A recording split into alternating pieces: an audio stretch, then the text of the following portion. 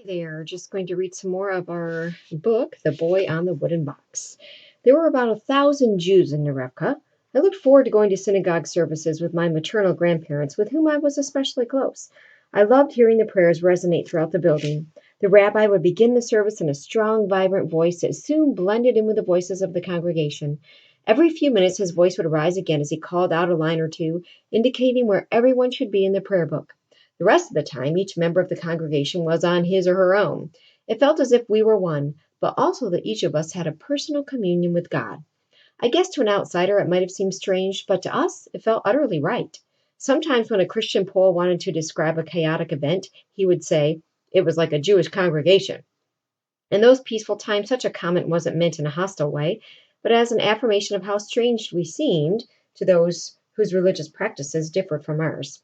For the most part, Christians and Jews lived side by side in harmony in Nerevka, although I learned early on that I was pushing my luck by walking down the streets in my usual carefree way during Holy Week, the week before Easter. That was the one time our Christian neighbors treated us differently, as if we Jews suddenly were their enemies. Even some of my playmates became my assailants. They pelted me with stones and called me names that were cruel and hurtful, names like Christ killer. That didn't make much sense to me, since I knew Jesus had lived centuries before. But my personal identity didn't count for much compared to my identity as a Jew. And for those who seemed to hate us, it didn't matter when a Jew lived. A Jew was a Jew, and every Jew was accountable for the death of Jesus. Fortunately, the animosity only lasted a few days out of the year, and generally in Nerevka, Jews and Gentiles existed peacefully alongside each other. Of course, there were always exceptions.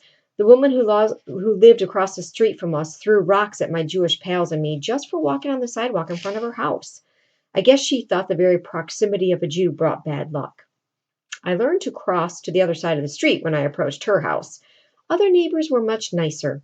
The family who lived next door invited us over each year to see their decorated Christmas tree. All in all, Nerevka in the 1930s was a pretty idyllic place to grow up. From sunset Friday to sunset Saturday, the Jews of Nerevka observed the Sabbath. I loved the quietness that fell as shops and businesses closed, a welcome respite from the weekday routines. After services in the synagogue, people would sit on their porches chatting and chewing pumpkin seeds. They would often ask me to sing when I strolled by, since I knew a lot of tunes and was admired for my voice, a distinction I lost when I entered adolescence and my voice changed. September through May, I went to public school in the morning and to Heder, or the Jewish school, in the afternoon. There I was expected to learn Hebrew and study the Bible. I had an edge on my classmates since I had learned from my brothers, imitating them as they were doing their Heder homework, even if I didn't understand what they were studying. My parents enrolled me in that school when I was 5 years old. Roman Catholicism was the dominant religion of Poland, and religion was very much a part of the public school I attended. When my Catholic classmates recited their prayers, we Jews were required to stand and be silent. That was easier said than done. We were often reprimanded for trying to sneak in a whisper or a playful nudge when we were supposed to be standing like statues. It was risky to misbehave a little bit since our teacher was quite willing to tell our parents. Sometimes my mother knew I had gotten into trouble before I even arrived home in the afternoon. My mother never spanked me, but she had a way of letting me know when I had displeased her. I didn't much like that feeling, so for the most part, I tried to be good. One time, my cousin Yossel asked his teacher if he could change his name to Joseph in honor of Joseph Pilsudski, a Polish national hero. The teacher told him that a Jew was not allowed to have a Polish first name. I couldn't figure out why my cousin wanted to change his Yiddish name, which in English means Joseph, for the Polish version, but the teacher's rebuff didn't surprise me. That was just the way life was. I made my second home with our neighbor Landsman, the tailor. I was fascinated by how he could direct the thinnest, most even spray of water from his mouth onto the clothes he was pressing. I loved visiting him, his wife, and their 4 sons, all of whom were skilled tailors. They sang at their work and in the evening sat together making music, singing and playing instruments. I was mystified when the youngest son, a Zionist, decided to leave his home for distant Palestine. Why would he go so far away from his family and give up working and playing music with them? Now, I realize that his decision saved his life. His mother, his father, and his brothers all died in the Holocaust. Nerevka lacked most of what we consider necessities today. Streets were made of cobblestones or were unpaved. Most buildings were constructed of wood and were only 1 story high. People walked or traveled on horseback or by horse and wagon. I still remember when the marvel of electricity reached us in 1935. I was 6 years old. Every household had to decide whether or not to opt for electrical power. After a lot of discussion, my parents made the daring decision to bring the new invention into our home. A long wire led to a socket installed in the middle of our ceiling. It seemed incredible that instead of a kerosene lamp, we now had a single glass bulb overhead by which we could read at night. All we had to do was pull the cord to turn it on and off. Whenever I thought my parents weren't looking, I'd climb on a chair and pull the cord just to see the light appear and disappear as if by magic. Amazing. In spite of the wonder of electricity, in most other ways, life in Narevka remained as it had been for centuries. There was no indoor plumbing, and in the bitter winter, the trip to the outhouse was one I learned to delay as long as possible. Our home had one large room that served as kitchen, dining room, and living room all in one, and one bedroom. Privacy, in the way we think of it today, was entirely foreign to us. There was one bed, and we all shared it, my mother, brothers, sisters, and I. We collected our water from a well in our yard, dropping a bucket until we heard a splash, then winding it up full of water. The challenge was not to lose too much of the water as we lugged the bucket from the well to the house. It took several trips a day to meet our needs, so there was a lot of going back and forth to and from the well. I also gathered eggs, stacked wood chopped by Selig, dried dishes that Petza washed, and ran errands for my mother. Most days I was the one who went to my grandfather's barn to carry home a pitcher of milk from his cow. Our village at the edge of the Bielwitza forest was made up of farmers and blacksmiths, butchers and tailors, teachers and shopkeepers. We were agrarian, unsophisticated, industrious people, Jews and Christians alike, whose lives revolved around family, our religious calendars, and the seasons of sowing and weeping.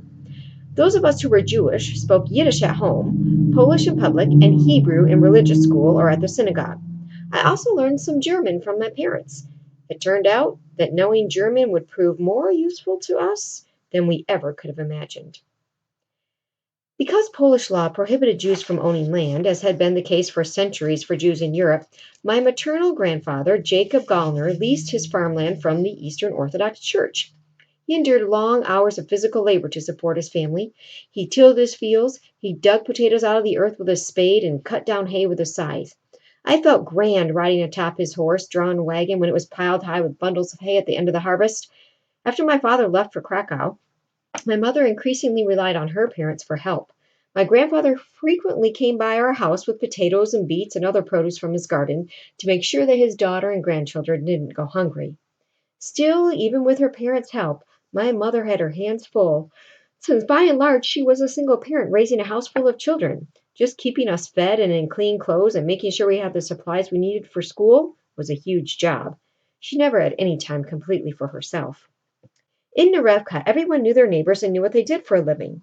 Men were frequently identified by their occupation rather than by their last name.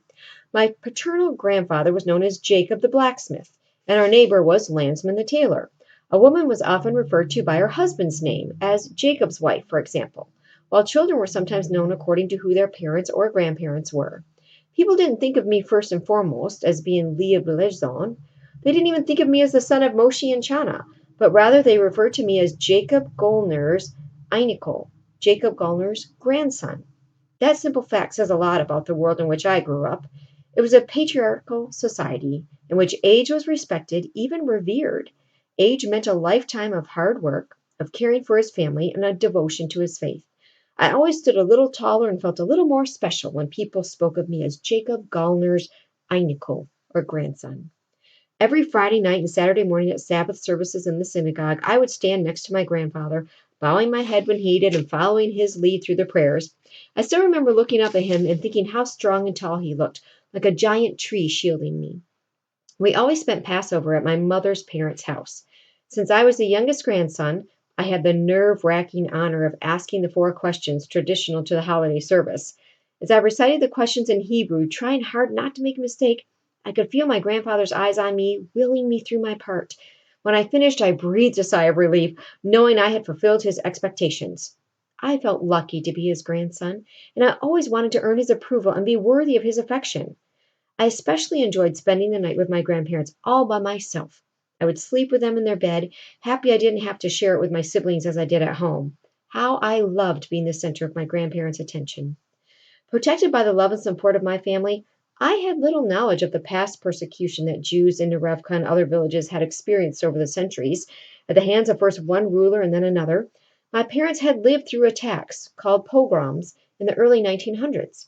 Afterward, many of Nerevka's Jews left for America, among them my mother's brothers, Morris and Carl. Even though they knew no English, Morris and Carl, they believed that a better future was possible in the United States. A few years later, Shayna, the beautiful sister, she sought a new life in America. My parents had experienced war firsthand, the Great War of 1914 to 1918. No one before 1939 thought of it as World War I, since we had no idea that only 20 years later the world would again erupt into a conflict. During the Great War, the German soldiers who occupied Poland were usually considerate of Poles, regardless of their faith. At the same time, in Nerevka and many other villages throughout Poland, men were conscripted for forced labor. My father worked for the Germans on the narrow gauge railroad that transported lumber and other supplies from our area to Germany. In 1918, when Germany was defeated, the occupying troops withdrew and returned to their homeland. In retrospect, my parents and many others made a terrible mistake in thinking that the Jews who came to Nerevka in the Second World War would be like the Germans. That the Germans who came to Nerevka in the Second World War would be like the Germans who had come in the First World War.